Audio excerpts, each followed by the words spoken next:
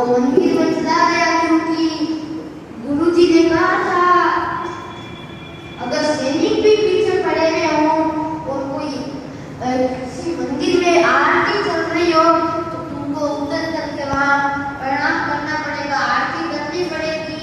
और उसी समय वहाँ आरती हो रही थी ब्रह्म मुहूर्त की, और ये देखा तो अब तो उतरा करके और प्रणाम करा।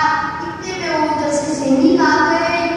सैनिकों ने आकर देखा कि वो भाई गया कहाँ, अभी तो थोड़ा यहीं तो दिख रहा था, इधर देखे उधर देखे, मंदिर के इधर उधर देखे, कोई दिखे पूरा भी नहीं दिखे।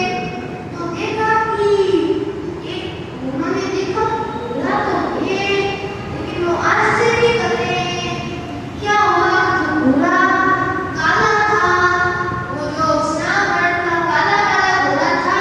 आज क्या बात है, कुर्सी टेबल लगा के बैठ गया हो, कुर्सी टेबल लगा के बैठ गया। कुर्सी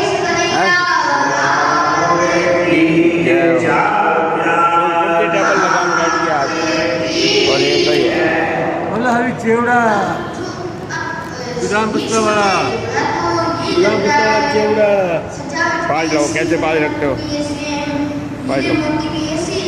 पाँच लोग कैसे रखते हो। लेकिन ये घोड़े का रंग चेंज कैसे हो गया, वो इतनी जल्दी तो कोई ट्रेंड भी नहीं कर सकता। थोड़ा हाथ लेकर के देखा तो रंग भी नहीं है, सोचा कि ये क्या। और इतने में घाटमदास आया। घाटमदास उन्होंने चेहरा देख रखा था घाटमदास का, उससे पूछा भाई घोड़ा किसका है, ये वाला घोड़ा। तो हाँ ये तो ऐसे बोल रहे हैं ना, ये घोड़ा किसका है। तब कहा कि ये घोड़ा तो राजा का है। तब कहा राजा का है, तब ये सफेद कैसे हो गया काले से। तब कहा कि ये पहले राजा का था, अब ये भगवान का हो गया है, और भगवान नाम का हो गया है।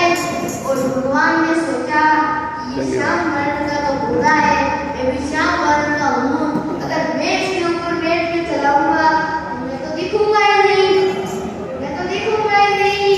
तो हाँ अगर दोनों काले काले होंगे तो दिखूंगा कैसे। अब इसलिए उन्होंने सोचा सफेद रंग कर देता, उसमें दिखूंगा। इसलिए भगवान